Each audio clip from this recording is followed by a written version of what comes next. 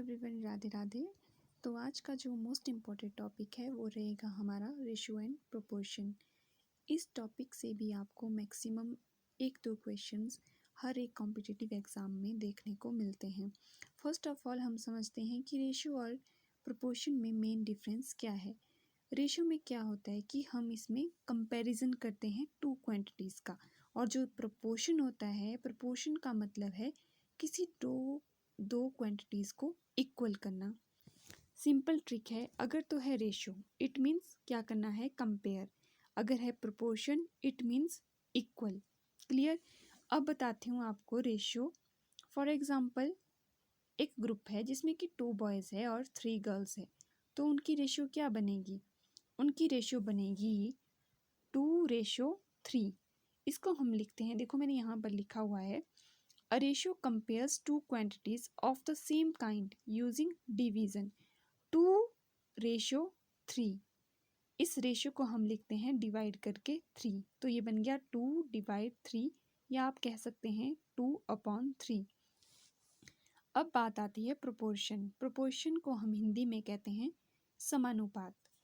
ये क्या करता है, ये जो दो रेशियो हैं उनकी इक्वलिटी को शो करता है। जैसे कि A/B = C/D, it means A/B = C/D। अब मैं आपको बताती हूँ कि मैक्सिमम रेशियो और प्रोपोर्शन से हमें एग्ज़ाम में किस टाइप के क्वेश्चन देखने को मिलते हैं। इसके अलग अलग टाइप हैं, जो भी मैं आपको बताऊँगी होप है कि एक ना एक क्वेश्चन आपको एग्ज़ाम में ऐसा देखने को ज़रूर मिलेगा। सबसे पहले हमें आती है x की वैल्यू फाइंड करने को। ठीक है, तो क्वेश्चन ऐसे होगा जैसे कि 2:5 4:x। क्लियर। अब देखिए 2:5 को मैंने क्या बताया, किस तरह लिखते हैं, 2/5 इक्वल 4:x। ये किसका एग्जाम्पल है? ये हमारे पास जो एग्जाम्पल है वो है प्रोपोर्शन का। क्यों? क्योंकि प्रोपोर्शन को मैंने बताया था कि प्रोपोर्शन का मीन होता है 2 रेशियोज़ को इक्वल करना। अब देखिए सिंपल, x कैसे फाइंड आउट करेंगे? Cross multiplication. 2 को x से मल्टीप्लाई करेंगे, 4 को 5 से। 2x = 20, x = 10। ये आ गई x की वैल्यू। इस तरह के क्वेश्चन भी आपको देखने को मिल सकते हैं, इसे कहते हैं क्रॉस मल्टीप्लाई मेथड। क्लियर। दूसरी बात आती है सिंप्लीफिकेशन। फॉर एग्जाम्पल आपको कोई रेशियो दी है और आपको कहा है सिंप्लीफाई करो। ये तो बहुत ईजी है, इसमें हम 0 कट करके भी 2/3 निकाल सकते हैं। बट जब आपके पास कभी भी इस टाइप का क्वेश्चन आए तो आपने सिंपली क्या करना है, जो भी वो 2 डिजिट दिए हुए हैं उनके HCF से उनको डिवाइड करना है। देखिए इनका HCF क्या है? HCF मीन्स इन दोनों का हाईएस्ट कॉमन फैक्टर, वो है 10। 20 को मैं 10 से डिवाइड करूँगी, फिर इनका रेशियो लूँगी 30 / 10। 0 से 0 कट, क्या बन गया, 2:3। अब बात आती है डायरेक्ट प्रोपोर्शन। एक होता है इन्वर्स प्रोपोर्शन, एक होता है डायरेक्ट प्रोपोर्शन।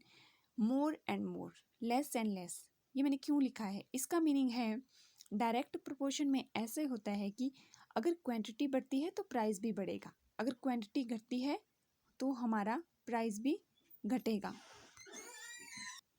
देखो मैं आपको एक एग्जांपल से इसको समझाती हूँ।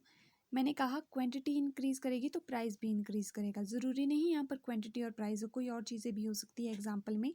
देखो जैसे कि क्वेश्चन किस तरह का आता है, फॉर एग्जांपल 3 कॉपीज़ का जो कॉस्ट है वो है 30 रुपीज़, तो 6 कॉपीज़ की कितनी होगी?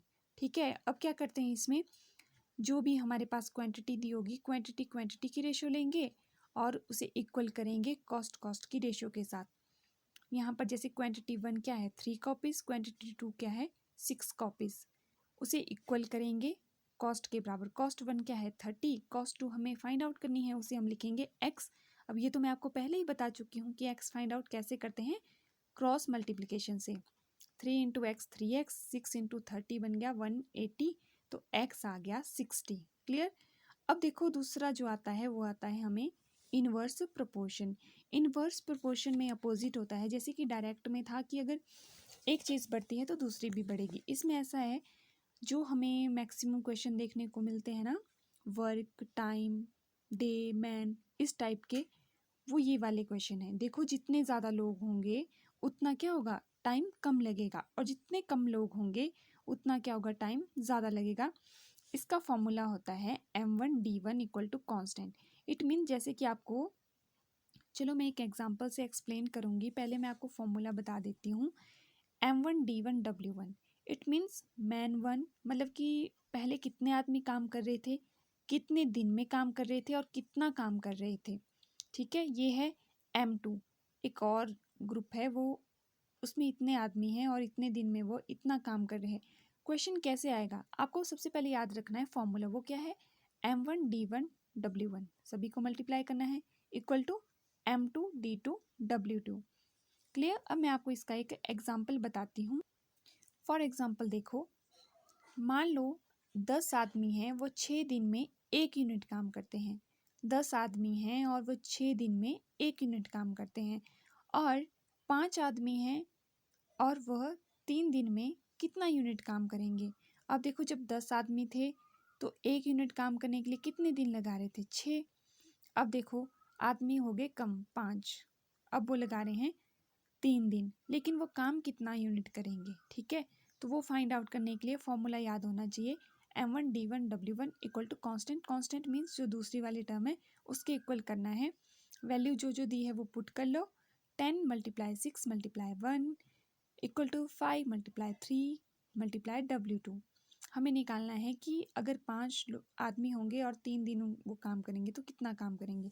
तो सॉल्व करके आ गया 4 यूनिट्स। इस टाइप के क्वेश्चन आपको ज़रूर ही एग्ज़ाम में देखने को मिलेंगे।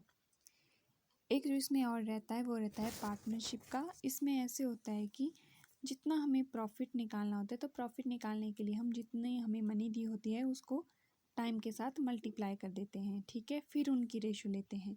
इस प्रकार आपको ज़्यादातर क्वेश्चन या तो क्रॉस मल्टीप्लाई से, या तो सिंप्लीफिकेशन से, या फिर इस इन्वर्स प्रोपोर्शन से देखने को मिलेंगे, मैन डे और वर्क वाला। आई होप आपको ये वीडियो बहुत पसंद आई होगी।